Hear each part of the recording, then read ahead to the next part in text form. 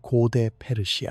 여러분이 생각하는 그 화려한 궁전과 아름다운 정원의 이미지를 잠시 지워보세요. 오늘 우리가 들여다볼 진실은 그보다 훨씬 더 어둡고 충격적이거든요. 인도에서 그리스까지 뻗어 있던 그 거대한 제국 뒤에 숨겨진 이야기들, 외부인들이 듣고 경악했던 관습들이 실제로 존재했습니다. 그리고 그것들이 단순히 야만적인 행위가 아니라 신성한 의무로 여겨졌다는 사실이 더욱 소름 끼치죠. 헤로도토스, 스트라보, 플루타르코스, 이 그리스 역사가들이 페르시아 관습을 묘사할 때 사용한 단어들을 보면 혐오와 충격으로 가득합니다. 하지만 정작 페르시아인들에게는 이 모든 것이 질서를 유지하고 제국을 보존하는 신성한 행위였어요. 조로아스터교 사제들은 순수함과 진실을 강조하면서도 근친상간과 성적 의식을 신성시했습니다. 이 모순적인 현실 속에서 여성들은 개인이 아닌 가족과 종교 그리고 국가 권력의 도구로 살아야 했죠. 남성들의 몸도 자유롭지 못했습니다. 소년들은 강제로 끌려가 거세당하고 환관으로 변해야 했어요. 성은 신성한 의식인 동시에 정치적 무기였습니다. 몸은 언제나 정치적 소유물이었지 개인적인 것이 아니었죠. 오늘 여러분과 함께 이 어두운 역사 속으로 걸어 들어가 보겠습니다. 마치 여러분이 그 시대에 있었던 것처럼 생생하게 말이에요. 페르시아 제국을 이해하려면 먼저 그들의 종교적 세계관을 알아야 해요. 조로아스터교는 빛과 어둠, 선과 악의 이원론을 기반으로 했지만 실제로는 권력자들에게 자신들의 행위를 정당화할 수 있는 완벽한 도구를 제공했거든요. 아후라 마즈다라는 최고신을 섬기면서도 실제로는 왕권 신수설과 비슷한 개념으로 왕을 신격화했어요. 왕은 신의 대리인이었고 따라서 왕이 하는 모든 행위는 신성한 것으로 간주되었습니다. 이런 종교적 배경 하에서 벌어진 관습들은 단순한 개인적 일탈이 아니었어요. 체계적이고 제도적인 억압이었죠. 그리고 이 모든 것이 신의 뜻이라는 이름으로 포장되었다는 점이 더욱 섬뜩합니다. 여러분이 상상하는 것보다 훨씬 더 조직적이고 광범위했어요. 그런데 이 모든 끔찍한 관습 중에서도 가장 충격적인 것은 바로 근친상간이 최고의 종교적 행위로 여겨졌다는 사실입니다. 조로아스터교에서는 이를 크베도다라고 불렀는데 이는 단순히 허용되는 것이 아니라 적극적으로 찬양받는 행위였어요. 상상해보세요. 형제 자매, 부모와 자식 간의 결혼이 우주의 질서를 보장한다고 믿어졌다는 것을 말이죠. 벤디다드라는 조로아스터교의 성전에서는 이런 결혼이 구원을 가져다주고 천국을 보장한다고 가르쳤습니다. 사제들은 이를 창조를 강화시키는 행위라고 정당화했지만 실상은 강제와 신적 의지라는 가면 뒤에 숨겨진 잔혹함이었죠. 왕실 가문들은 혈통의 순수성을 유지하고 권력을 공고히 하기 위해 이런 관습을 실천했어요. 키루스 대왕의 아들인 캄비세스 2세는 자신의 누이들과 결혼했다고 전해집니다. 다리우스와 크세르크세스 역시 근친상간과 관련된 소문들에 둘러싸여 있었죠. 하지만 이런 결혼에서 여성들에게는 거부할 권리가 전혀 없었어요. 불복종은 신에 대한 반역으로 여겨졌거든요. 헤로도토스와 플루타르코스 같은 외부 역사가들은 이런 보고서들을 페르시아에 대한 선전 도구로 활용했습니다. 여기서 정말 아이러니한 점은 간통은 죽음으로 처벌받았지만 근친상간은 신성한 것으로 기념되었다는 겁니다. 여성들에게 근친상간, 결혼은 트라우마의 연속이었어요. 딸들은 형제나 심지어 아버지와 잠자리를 같이 해야 했습니다. 임신은 혈연 관계를 흐려놓았죠. 아이들은 동시에 형제 자매이자 후손이 되어 정체성 자체가 무너졌습니다. 실제로 이런 근친혼에서 태어난 아이들의 정신적 혼란은 상상을 초월했을 거예요. 자신의 아버지가 동시에 할아버지이고 어머니가 동시에 자매인 상황, 이런 복잡한 혈연 관계 속에서 정상적인 정체성 형성이 가능했을까요? 사제들은 이를 신성한 혈통이라고 미화했지만 실제로는 수많은 정신적 장애와 유전적 문제들을 야기했을 겁니다. 더욱 끔찍한 것은 이런 관습이 왕실에만 국한되지 않았다는 점이에요. 귀족 가문들도 이를 모방했고 심지어 일반 시민들 사이에서도 더 신성한 결혼을 위해 근친혼이 권장되었어요. 조로아스터교 사제들은 이를 적극적으로 장려했고 거부하는 가문들을 불신앙으로 몰아붙였습니다. 이런 상황에서 여성들의 고통은 상상을 초월했을 겁니다.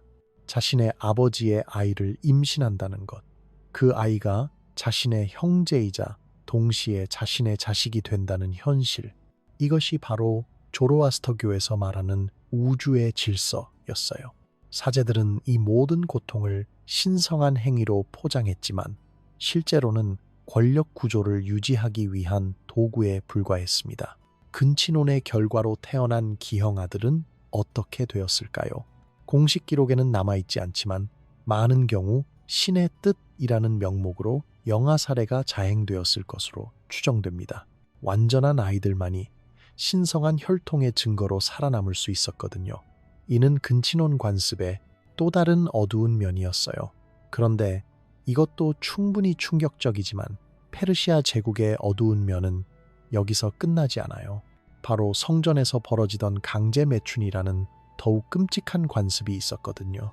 페르시아의 지배하에 있던 바빌론에서는 모든 여성이 이슈타르, 즉 밀리타 여신의 신전에서 한 번은 봉사해야 했습니다. 이게 어떤 봉사였는지 아시나요?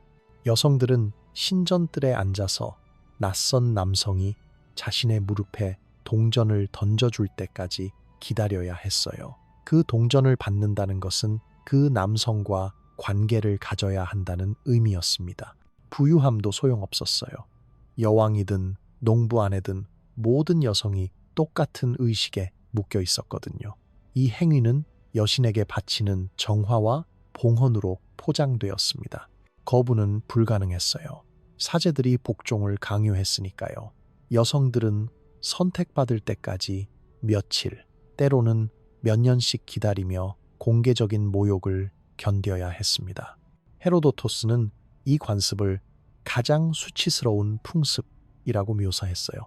일부 현대 학자들은 이것의 보편성에 의문을 제기하기도 하지만 이런 서술이 페르시아가 기억되는 방식을 형성했다는 것은 부인할 수 없죠. 이 관습은 성과 종교를 흐려놓았어요. 성행위가 곡물로 변형된 거였습니다. 여성들에게는 비인간적인 경험이었어요. 선택권을 박탈당하고 익명의 의식으로 전락했거든요. 동전은 상징적이었지만 의미가 없었습니다. 진짜 대가는 존엄성이었어요. 외부인들은 부패를 보았지만 페르시아인들은 이를 성스러움이라고 불렀습니다. 상상해보세요. 고귀한 집안의 딸이든 평범한 시민의 아내든 모든 여성이 신전뜰에 앉아 낯선 남성의 선택을 기다려야 했던 그 굴욕감을, 그리고 그것이 신성한 의무라는 이름으로 정당화되었다는 사실을, 이것이 바로 페르시아 제국이 여성들을 어떻게 대했는지 보여주는 생생한 증거입니다. 더욱 끔찍한 것은 이 의식이 단순히 한 번으로 끝나지 않았다는 점이에요. 일부 여성들은 여신의 특별한 총애를 받았다는 이유로 여러 번 이 의식에 참여해야 했어요. 특히 아름다운 여성들은 신전의 영구적인 매춘부가 되기도 했습니다. 이들은 신성한 결혼이라는 의식을 통해 여신과 결혼했다고 여겨졌지만 실제로는 평생 신전에 감금되어 남성들의 성적 욕구를 채워주는 도구로 사용되었어요. 이런 여성들의 자녀들은 어떻게 되었을까요? 신전에서 태어난 아이들은 신의 자녀라고 불렸지만 실제로는 노예나 다름없는 삶을 살아야 했어요. 딸들은 어머니의 뒤를 이어 신전 매춘부가 되었고 아들들은 신전의 하인이나 환관이 되었습니다. 이는 세대를 거쳐 이어지는 끔찍한 악순환이었죠. 신전 매춘의 또 다른 어두운 면은 질병의 확산이었어요. 수많은 남성들과 관계를 가져야 하는 여성들은 당연히 각종 성병에 노출될 수밖에 없었고 이는 다시 다른 사람들에게 전파되었습니다. 하지만 이마저도 신의 시험이라는 이름으로 받아들여야 했어요. 그런데 여기서 정말 소름 끼치는 것은 이런 의식이 정화의 의미를 가졌다는 점입니다. 조로아스터교에서 순수함을 최고의 덕목으로 여겼는데 정작 강제 매춘을 통해 정화가 이루어진다고 믿었거든요. 이보다 더 모순적인 일이 있을까요? 하지만 여성들의 고통은 여기서 끝나지 않았어요. 궁궐 안후궁이라는 황금빛 감옥에서는 더욱 복잡하고 잔인한 현실이 펼쳐지고 있었거든요. 후궁에는 제국 전역에서 끌려온 아내들, 첩들, 그리고 포로들이 살고 있었습니다. 외부인들에게는 이국적인 환상의 공간으로 보였지만 내부는 비단과 그림자로 이루어진 세상이었어요. 여성들은 정체성을 박탈당했습니다. 이름을 바꾸고 치장당하고 지위를 나타내는 물건으로 전락했죠. 환관들이 그들을 지켰는데 이들은 충성을 보장하고 성적 관계를 방지하기 위해 거세당한 남성들이었어요. 두려움이 일상을 지배했습니다. 여성들은 왕의 침실로 부름받을 순간을 기다리며 살아야 했어요. 생존을 위해서는 교활함이 필요했죠. 여성들은 음모를 꾸미고 경쟁자를 독살하고 심지어 유아를 살해하기도 했습니다. 특권은 불안정했어요. 하룻밤이 첩을 높은 지위로 올려놓을 수도 처형장으로 보낼 수도 있었거든요. 왕을 불쾌하게 한 여성들에게는 공개적인 모욕이 가해졌습니다. 후궁은 쾌락의 공간이라기보다는 정치적 경기장이었어요. 후계자들과 경쟁자들이 만들어지는 곳이었죠. 정복당한 땅의 포로 여성들, 그리스인, 바빌로니아인, 메디아인들은 전쟁의 전리품으로 살아야 했습니다. 후궁은 쾌락보다는 통제에 관한 것이었어요. 성적 소유권이 곧 지배력이었거든요. 많은 여성들에게 이곳은 탈출구 없는 평생형이었습니다. 화려한 비단옷과 보석으로 치장되어 있었지만 본질적으로는 감옥이었죠. 여성들은 왕의 기분에 따라 하늘에서 지옥으로 떨어질 수 있었고 그 과정에서 자신의 의지는 전혀 고려되지 않았어요. 후궁 내부의 권력 다툼은 상상을 초월했습니다. 첫째 부인이 되기 위해, 아들을 낳기 위해, 왕의 사랑을 받기 위해 여성들은 서로를 적으로 여겨야 했어요. 오늘의 친구가 내일의 독살자가 될 수 있었거든요. 이런 환경에서 진정한 우정이나 연대는 불가능했습니다. 생존이 우선이었고 생존을 위해서는 다른 여성의 몰락이 필요했어요. 후궁에는 엄격한 위계 질서가 있었어요. 정실 부인, 측실, 궁녀, 그리고 노예들까지. 각각의 계층은 서로 다른 특권과 의무를 가지고 있었죠. 하지만 모든 계층의 여성들이 공통으로 가진 것은 두려움이었어요. 언제든 왕의 불쾌감을 사면 몰락할 수 있다는 두려움 말이에요. 후궁의 여성들은 왕의 관심을 끌기 위해 온갖 수단을 동원했습니다. 아름다움을 가꾸는 것은 기본이고 음악이나 춤, 시를 익히기도 했어요. 하지만 가장 중요한 것은 왕의 아들을 낳는 것이었습니다. 아들을 낳으면 지위가 급상승했지만 딸만 낳거나 아예 임신하지 못하면 서서히 잊혀져 갔어요. 임신한 여성들 사이의 경쟁은 더욱 치열했습니다. 서로의 임신을 방해하기 위해 독을 타거나 낙태를 유도하는 약물을 사용하기도 했어요. 출산 후에도 안전하지 않았습니다. 다른 여성들이 갓난아기를 해치려 할 수 있었거든요. 특히 왕자를 낳은 여성들은 더욱 조심해야 했어요. 자신의 아들이 왕위 계승에서 밀려나지 않도록 끊임없이 경계해야 했습니다. 후궁에서 살아남으려면 정치적 감각도 필요했어요. 어떤 대신이 권력을 잡고 있는지, 어떤 파벌에 속해야 하는지 파악해야 했거든요. 잘못된 편을 들었다가는 하루아침에 몰락할 수 있었어요. 이런 복잡한 정치적 상황 속에서 여성들은 자신만의 정보망을 구축하고 동맹을 맺어야 했습니다.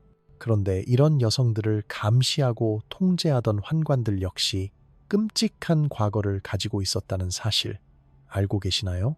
이들의 이야기는 페르시아 제국의 잔혹함을 보여주는 또 다른 증거거든요. 소년들은 속국 민족들로부터 조공으로 바쳐져 제국을 섬기게 되었습니다. 그들은 거세당했는데 종종 야만적이고 비위생적인 조건에서 말이에요. 많은 이들이 출혈이나 감염으로 죽었고 살아남은 자들은 불구가 된 채로 살아야 했어요. 환관들은 후궁을 지키고 왕을 섬기기에 안전한 존재로 여겨졌습니다. 가족과 번식의 유대를 제거함으로써 그들의 충성심을 보장한 거였죠. 하지만 환관들은 측근이자 스파이로서 권력 있는 지위에 오르기도 했어요. 그들은 왕을 만드는 자가 되었고 궁정 정치의 비밀을 쥐고 있었습니다. 그들의 고통은 통제의 무기가 되었어요. 신체적으로는 무력하지만 정치적으로는 영향력 있는 존재가 된 거죠. 일부 환관들은 권력을 남용했고 다른 이들은 잔인함의 도구가 되었습니다. 영향력에도 불구하고 그들은 거세라는 흔적으로 평생 외부인으로 살아야 했어요. 환관들은 페르시아의 모순을 구현했습니다. 높이 받들어지는 하인이면서도 망가진 남성이었거든요. 이 소년들이 겪었을 공포와 고통을 상상해 보세요. 하루아침에 가족과 고향에서 떨어져 나와 이국 땅에서 자신의 남성성을 잃어야 했던 그들. 그리고 그 고통이 충성심을 보장하는 수단으로 사용되었다는 잔혹한 현실. 환관들의 침묵은 제국의 가장 어두운 잔혹함을 감추고 있었어요. 환관이 되는 과정 자체가 끔찍했습니다. 보통 7세에서 12세 사이의 소년들이 선택되었는데 이는 수술 후 생존 가능성이 가장 높은 나이였기 때문이에요. 거세 수술은 대부분 비전문가들에 의해 이루어졌고 마취나 소독의 개념도 없었습니다. 뜨거운 기름으로 상처를 지지거나 모래에 묻어서 출혈을 멈추려 했죠. 수술 후 며칠간은 생사의 갈림길이었어요. 감염이나 출혈로 죽는 소년들이 부지기수였습니다. 살아남은 소년들도 극심한 고통과 발열에 시달려야 했어요.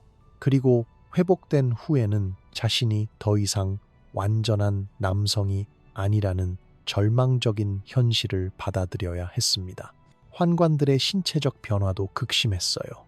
목소리는 높아지고 수염은 나지 않았으며 근육 발달도 정상적이지 않았습니다. 이런 외모 때문에 그들은 언제나 자신의 결함을 드러내고 다녀야 했어요.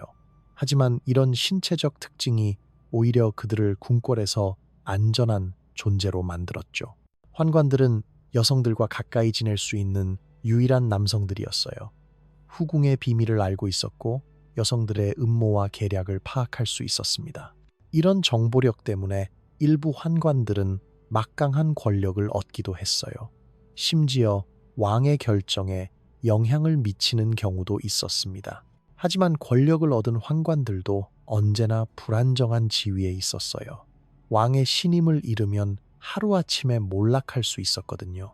그리고 아무리 높은 지위에 올라도 자신만의 후손을 남길 수 없다는 근본적인 한계가 있었습니다. 이런 절망감 때문에 일부 환관들은 권력에 더욱 집착하게 되었어요. 하지만 페르시아의 잔혹함은 은밀한 곳에서만 벌어진 것이 아니었습니다. 공개적인 축제와 연회에서도 권력은 가장 노골적인 방식으로 과시되었거든요. 페르시아의 연회는 부의 과시였어요. 황금잔, 보석이 밝힌 접시, 끝없는 포도주. 하지만 이런 연회들은 종종 난교로 변질되었습니다. 몸이 오락거리가 된 거죠. 소년들은 무용수로 훈련받았고 그들의 젊음은 쾌락을 위해 착취당했어요. 첩들은 얇은 비단을 입고 춤을 추며 살아있는 장식품으로 취급받았습니다. 귀족들과 장군들은 하인들을 자유롭게 만졌고 의식과 방탕함의 경계가 흐려졌어요. 왕이 주재하는 이런 방종은 그의 절대적 권력을 강화했습니다. 연회는 지배의 극장이 되었죠. 먹고 마시고 성적 과도함이 하나가 되는 곳이었어요. 쾌락은 무기화되었습니다. 참여는 충성을 의미했고 금욕은 의심을 받을 수 있었거든요. 신성한 축제와 날것의 방종 사이의 경계선이 사라졌어요. 그리스 기록들은 이런 연회를 페르시아인들을 타락한 폭군으로 묘사하는 데 사용했습니다. 연회에서 벌어지는 일들을 상상해 보세요. 술에 취한 귀족들이 어린 소년들과 여성들을 장난감처럼 다루는 모습, 그리고 그것이 단순한 개인적 일탈이 아니라 권력 구조를 확인하고 강화하는 의식이었다는 사실. 참석자들은 이런 광경을 보며 침묵해야 했고 때로는 직접 참여해야 했어요. 거부는 불충의 표시로 여겨질 수 있었거든요. 이런 연회는 페르시아 궁정의 도덕적 타락을 보여주는 동시에 권력이 어떻게 인간의 존엄성을 짓밟을 수 있는지 보여주는 생생한 사례였습니다. 하지만 이런 연회들이 단순한 방탕함이 아니라 정치적 목적을 가지고 있었다는 점을 간과해서는 안 돼요. 연회에 참석하는 것 자체가 권력 서열을 확인하는 의식이었거든요. 누가 왕 옆에 앉는지, 누가 어떤 음식을 먹을 수 있는지, 누가 어떤 여성이나 소년과 함께 할 수 있는지, 이 모든 것이 엄격한 위계 질서를 반영했어요. 참석자들은 자신의 지위를 확인하는 동시에 왕의 절대 권력에 복종한다는 것을 보여줘야 했습니다. 연회에서 제공되는 오락거리들은 대부분 강제로 동원된 사람들이었어요. 무용수로 훈련받은 소년들은 자발적으로 춤을 춘 게 아니라 어릴 때부터 그렇게 교육받았고 거부할 권리가 없었습니다. 이들은 춤과 음악뿐만 아니라 성적 서비스도 제공해야 했어요. 여성 무용수들의 상황도 마찬가지였습니다. 이들 중 상당수는 정복당한 땅에서 포로로 잡혀온 사람들이었어요. 아름다운 외모를 가진 여성들은 궁정의 연회에서 공연하도록 강요받았고 때로는 손님들의 성적 욕구를 충족시켜야 했습니다. 연회에서 사용되는 음식과 술에도 특별한 의미가 있었어요. 최고급 재료로 만든 음식들은 페르시아 제국의 부와 권력을 과시하는 도구였지만 동시에 참석자들을 취하게 만들어 저항 의지를 꺾는 역할도 했습니다. 술에 취한 상태에서는 평소라면 거부했을 일들도 받아들이게 되거든요. 이런 연회들은 보통 며칠씩 계속되었어요. 참석자들은 집으로 돌아갈 수 없었고 계속해서 이런 퇴폐적인 분위기에 노출되어야 했습니다. 시간이 지날수록 도덕적 경계선이 흐려지고 평소라면 상상도 할 수 없었던 일들이 당연한 것처럼 받아들여졌어요. 연회의 절정은 보통 집단 난교였습니다. 왕이 신호를 보내면 참석자들은 서로의 옷을 벗기기 시작했고 곧 온 연회장이 거대한 침실로 변했어요. 이때 여성들과 소년들은 완전히 물건 취급을 받았습니다. 누구든 원하는 사람을 가질 수 있었고 거부는 허용되지 않았어요. 하지만 이것도 끝이 아니었어요. 페르시아의 법과 처벌 체계에는 더욱 충격적인 모순들이 숨어 있었거든요. 간통은 극도로 잔혹하게 처벌받았는데 이는 근친상간이 신성시되었던 것과 완전히 대조적이었어요.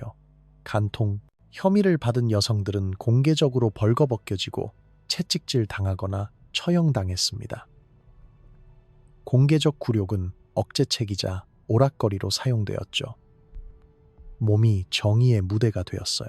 처벌은 구경거리로서의 기능도 했습니다. 처형은 사적이지 않고 군중 앞에서 행해졌어요. 여성들은 가문의 명예를 짊어진 존재로 여겨졌고 그들의 분류는 극도의 잔혹함을 정당화했습니다. 여기서 모순이 드러나죠. 성전 매추는 찬양받았지만 합의에 의한 간통은 생명을 파괴했어요. 처벌은 여성의 몸에 대한 가부장적 통제를 강화했습니다. 페르시아 법은 종교와 정의를 뒤섞어 저항을 신성모독과 동일시했어요. 공개 처형장에서 벌어지는 광경을 상상해 보세요. 간통 혐의를 받은 여성이 군중 앞에서 옷을 벗겨지고 채찍을 맞는 모습, 그리고 그것을 구경하는 사람들의 표정. 어떤 이들은 공포에 질렸을 것이고 어떤 이들은 잔혹한 즐거움을 느꼈을 거예요. 이런 광경이 바로 페르시아 제국이 질서를 유지하는 방식이었습니다. 두려움과 구경거리, 그리고 성적 수치심이 사회를 복종으로 묶어놓았어요. 여성들은 자신의 행동 하나하나가 생사를 좌우할 수 있다는 것을 알고 있었고, 이는 그들을 더욱 조심스럽고 두려운 존재로 만들었습니다. 하지만 아이러니하게도 근친상간은 여전히 신성한 의무로 여겨졌고, 성전 매춘은 계속해서 종교적 행위로 포장되었어요. 간통 혐의는 때로는 정치적 도구로 사용되기도 했습니다. 권력자들이 마음에 들지 않는 여성을 제거하기 위해 거짓 증언을 조작하는 경우도 있었어요. 특히 후궁에서는 이런 일이 빈번하게 벌어졌습니다. 경쟁자를 제거하기 위해 간통 혐의를 씌우는 것은 가장 효과적인 방법 중 하나였거든요. 간통으로 처형당한 여성들의 시체는 공개적으로 전시되었습니다. 이는 다른 여성들에게 경고의 메시지를 보내는 동시에 페르시아 제국의 도덕적 권위를 과시하는 수단이기도 했어요. 하지만 정작 그 권위자들은 근친상간과 성전 매춘을 신성한 행위로 여기고 있었다는 점에서 완전한 위선이었죠.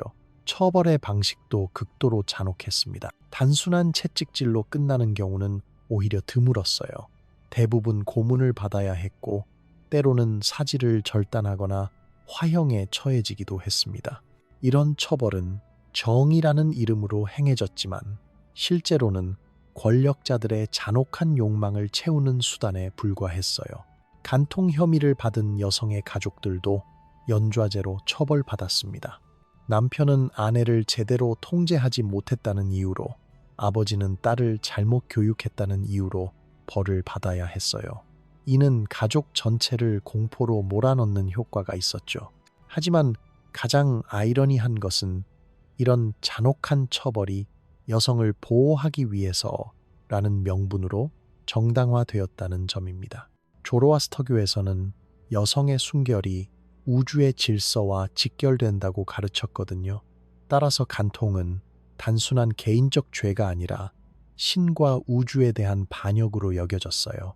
이런 처벌 체계는 페르시아 사회 전체에 깊은 트라우마를 남겼습니다. 여성들은 언제나 감시받고 있다는 느낌에 시달려야 했고, 남성들은 아내나 딸의 행동 때문에 자신까지 위험에 빠질 수 있다는 공포를 가지고 살았어요.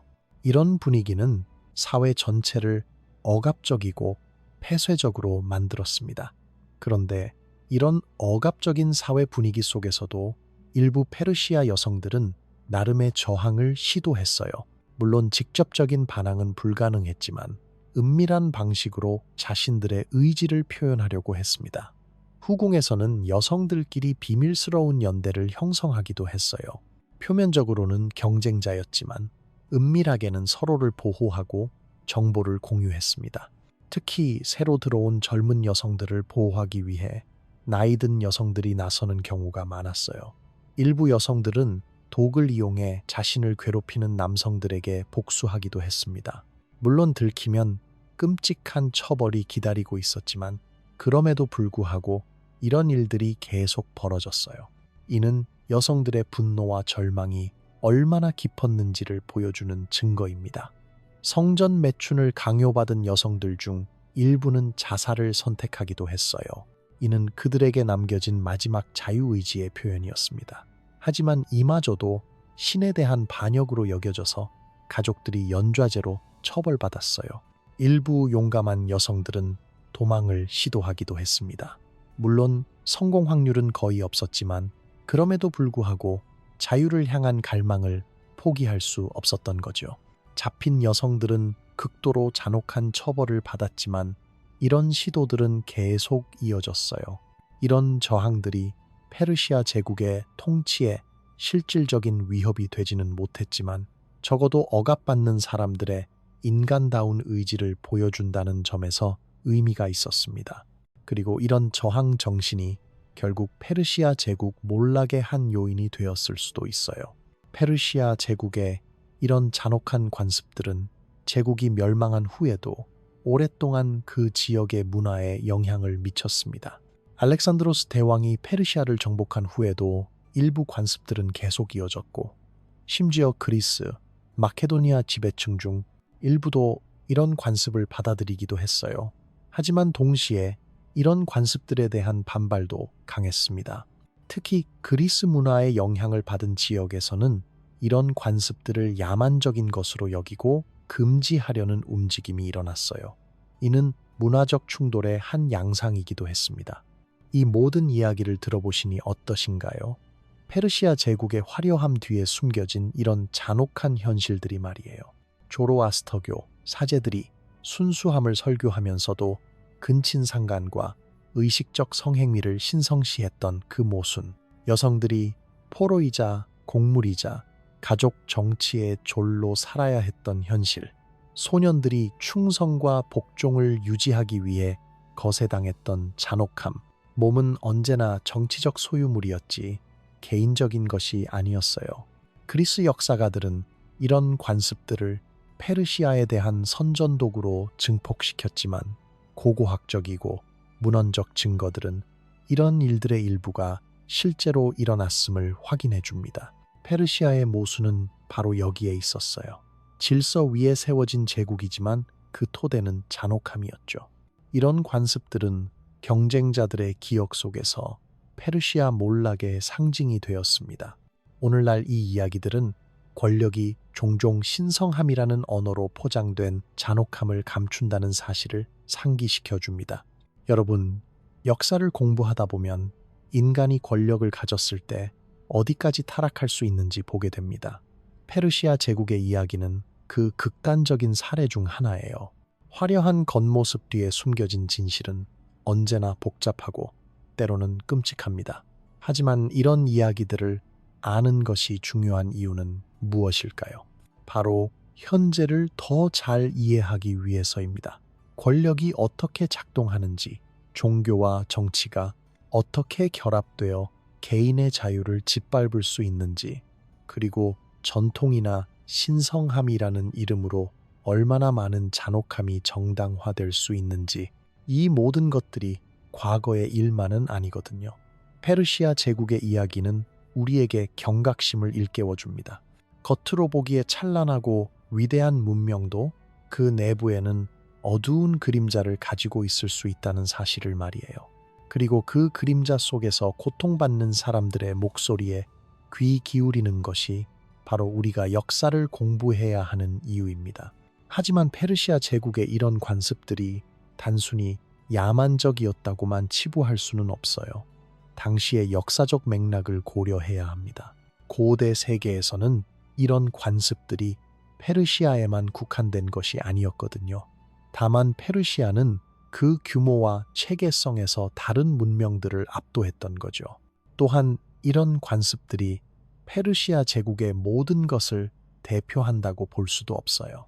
페르시아는 동시에 관용적인 종교 정책을 펼쳤고 뛰어난 건축과 예술을 발전시켰으며 효율적인 행정 체계를 구축했습니다. 이런 양면성이야말로 인간 문명의 복잡함을 보여주는 것이죠. 그렇다고 해서 이런 잔혹한 관습들을 상대주의적으로 정당화할 수는 없습니다. 인간의 존엄성과 자유는 시대를 초월한 가치이고 이를 짓밟는 모든 행위는 비판받아 마땅해요. 다만 우리가 해야 할 일은 과거를 단죄하는 것이 아니라 그로부터 교훈을 얻는 것입니다. 페르시아 제국의 몰락도 이런 맥락에서 이해할 수 있어요. 물론 알렉산드로스 대왕의 군사적 천재성이 결정적이었지만 페르시아 제국 내부의 모순과 억압도 몰락의 한 원인이었을 거예요.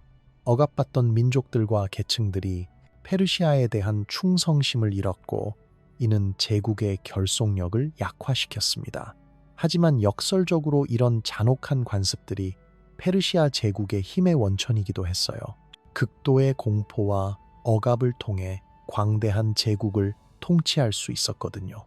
이는 권력의 양면성을 보여주는 사례입니다. 권력은 창조의 도구이면서 동시에 파괴의 무기이기도 한 거죠. 현대를 살아가는 우리에게 이런 이야기가 주는 교훈은 명확합니다. 권력의 집중은 언제나 위험하다는 것, 종교나 이데올로기가 정치적으로 악용될 수 있다는 것, 그리고 개인의 자유와 존엄성을 보장하는 제도적 장치가 얼마나 중요한지를 말이에요. 페르시아 제국의 이야기를 통해 우리는 인간 사회의 어두운 면을 직시할 수 있습니다. 동시에 그런 어둠을 극복하려는 인간의 의지와 노력도 볼 수 있어요. 억압받던 사람들의 저항, 그들의 끝없는 자유에 대한 갈망, 그리고 결국 그런 억압적 체제가 무너지게 되는 역사의 흐름. 이 모든 것이 우리에게 희망의 메시지를 전해줍니다. 역사는 단순히 과거의 기록이 아니라 현재를 이해하고 미래를 준비하는 거울입니다. 페르시아 제국의 어두운 역사를 통해 우리는 자유와 인권의 소중함을 다시 한번 깨닫게 되고 그런 가치들을 지키기 위해 끊임없이 노력해야 한다는 사실을 배우게 됩니다. 여러분이 이 영상을 끝까지 봐주셨다는 것은 정말 대단한 일이에요. 쉽지 않은 내용이었을 테니까요. 하지만 이런 어려운 역사도 알아야 할 필요가 있다고 생각해요. 과거의 잘못을 되풀이하지 않기 위해서라도 말이에요.